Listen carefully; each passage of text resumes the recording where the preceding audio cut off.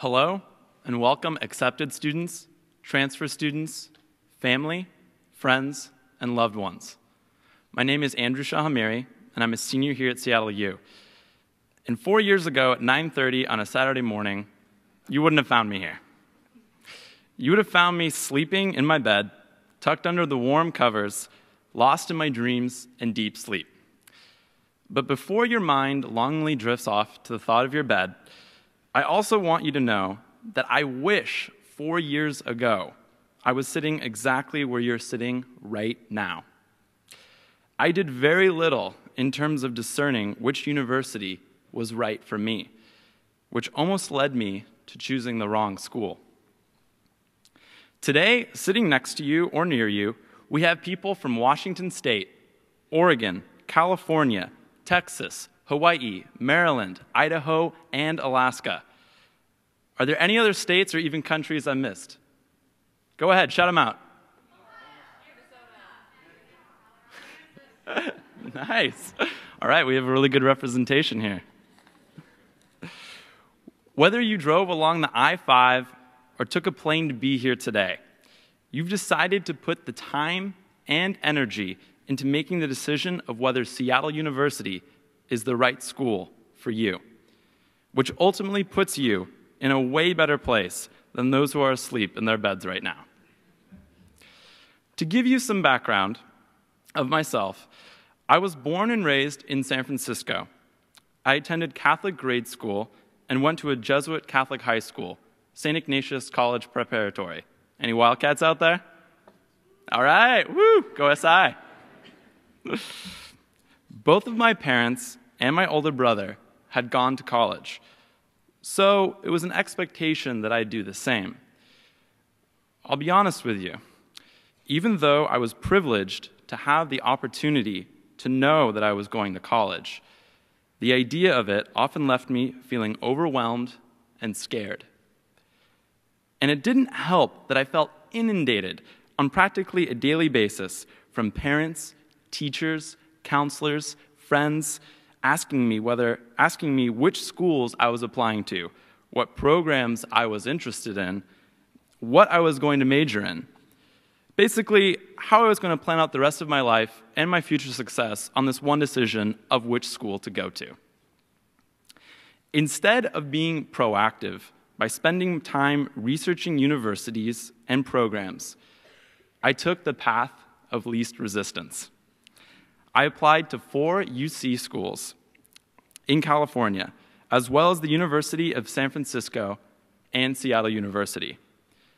I applied to the UCs because they are the biggest public university system in California, and I only had to write one application for all 4. I applied to USF because it was a Jesuit school, and my mom wanted me to. And finally, I applied to Seattle University because, 1, my friend from high school cross country, Nick, was going here, and I had visited him my junior year. 2, it was a Jesuit university. And 3, I fell in love with the bacon cheeseburgers that they serve at Seattle U's Cherry Street Market. Seriously, they're amazing. On another note of the path of least resistance, Seattle U accepted the common application, which I had written for USF. So I sent it in with a couple of supplemental essays to Seattle U, and boom, I was done. In total, I applied to 6 schools, and I only wrote 2 applications.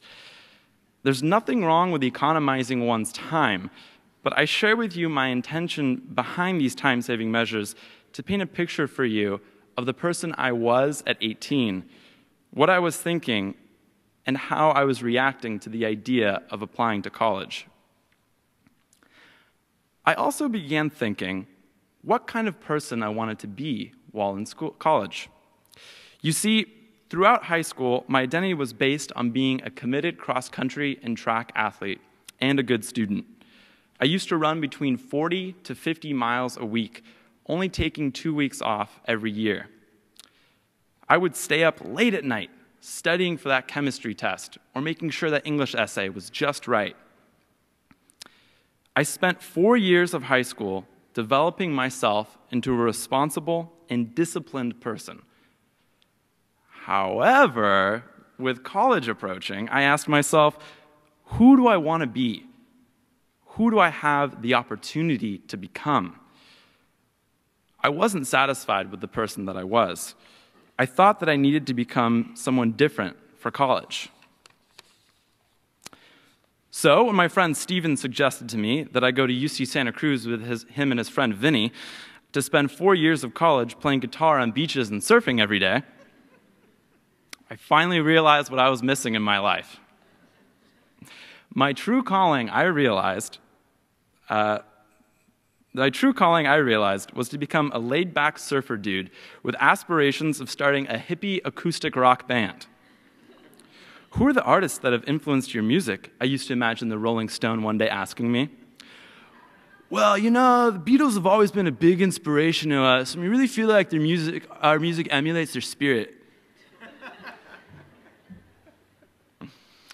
When May 1st rolled around, a date that I know is on all of your minds, I sent my deposit to UC Santa Cruz. My parents didn't understand my rationale for choosing the school that I did, but ultimately they supported me and were happy that I'd only be an hour's drive away. That weekend, I went on a camping trip with my friends, and over the course of the weekend, I began to feel uneasy about the decision that I had made. It wasn't until the second night, as I sat next to the campfire, following its path of smoke upward into a sky that was lit by an incredibly bright, beautiful full moon, that it hit me. I realized that I had chosen UC Santa Cruz for all of the wrong reasons. I thought that college was a chance for me to reinvent myself, instead of realizing that it was an opportunity to explore deeper the person that I already was. In the confusion, the mixed emotions, and the anxiety of choosing which school to go to, I had overlooked the most important part of making the right decision. I had overlooked the best part of me, and I had overlooked which university would help to continue to foster and develop that best part of me. Looking up at that moon, on that night, I realized I had made a mistake. I knew that Seattle U was the place where the best part of me would be challenged, cultivated, honed, and strengthened. I just prayed that there was still a chance that Seattle U would take me. I remember getting back from that camping trip and calling Seattle University admissions. I explained to them that I had made a terrible mistake and that Seattle U was right for me and that I really wanted to go to school there. I asked them if there was still a spot open for me and if my financial aid and my scholarship still applied. Otherwise, I wouldn't be able to attend. The admissions counselor on the phone said she would check and put me on hold. It felt like I was on hold forever. The fate of the next 4 years rested on the other line. I couldn't wait. In reality, I was only on hold for like 4 seconds. The admissions counselor came back on the phone and said, "Everything's still in place. Would you like to be a member of the class of 2012? As calmly as I could, attempting to hold in the excitement and joy inside of me, playing it off super cool, I replied saying yes. That one-word response of yes has been the most important word I have ever said, because coming to Seattle University has been the single best decision that I have made in the 22 years that I have been alive. I wouldn't use the strategy that I used, though. I was lucky that Seattle University still had room for me. That's not always the case. While being here, I've had opportunity after opportunity to dive deeper into the person that I am, exploring and uncovering parts of my best self that lay dormant before coming to Seattle U. Through my classes, my relationships, and the activities I have been a part of at Seattle U, I have come into a greater self-awareness of who I am, how I move in the world, and how I want my life to speak to what I value. While here, I've been involved with the orientation staff as an orientation advisor. Those cheerful students who wear the red polo. If you haven't encountered one yet, trust me, you will when you come in the fall. And I've worked with student activities as a student ambassador.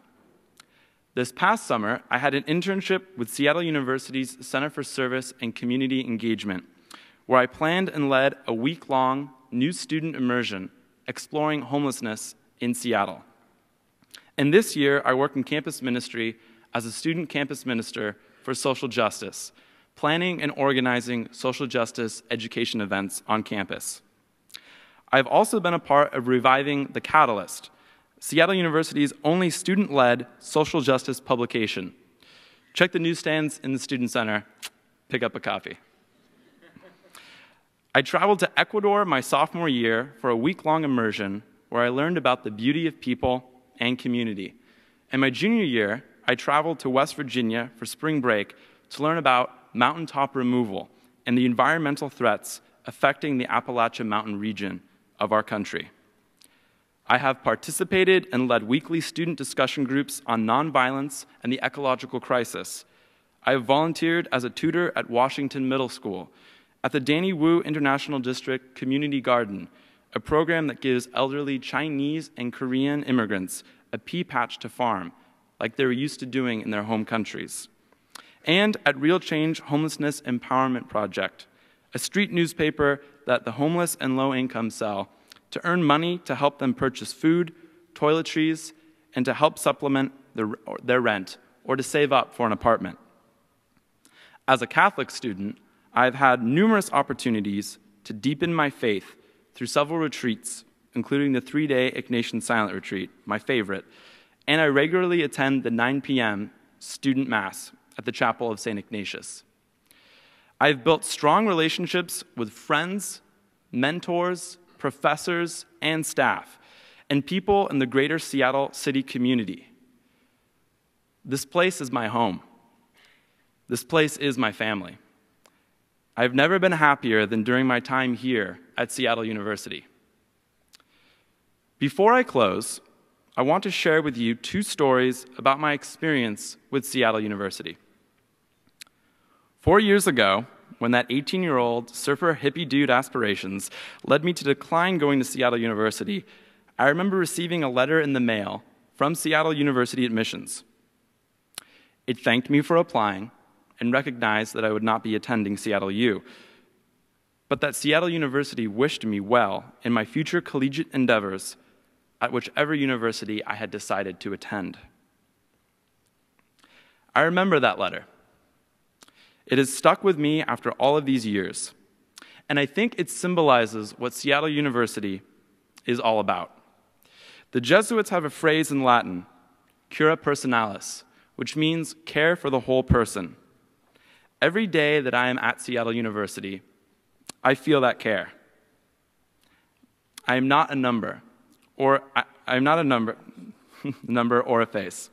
I am a valued person, and this mentality shows through in everything that the university does. That letter is a constant reminder to me of how Seattle University values all students. Finally, I want to share with you a conversation that I had with a group of seniors that meet regularly called the Ignatian Leaders. At the beginning of each of our meetings, we go around in a circle and share how our day is going or how we're feeling. Increasingly, as graduation grows ever closer, we have been coming to the stark realization that we will not be returning to Seattle U in the fall. This is a hard time for many of us, because while we are excited about our future lives out of college, we see Seattle U as our home, as the place where we find community. When it was my turn to speak, I said to the group, "You know, I've been telling myself that I'm not really leaving Seattle University. I'm taking Seattle U with me. My time here has been invaluable, and the memories will last a lifetime. As I prepare to leave Seattle U, I leave prepared to meet the challenges ahead, confident in myself and the person that Seattle U has helped me to become. Again, I want to congratulate you on your acceptance to Seattle U and for being here today, showing your dedication in choosing the right school for you. I wish you the best in your discernment process, and whichever university you choose to attend, I wish you happiness, growth, and a deepening in your sense of self. Thank you.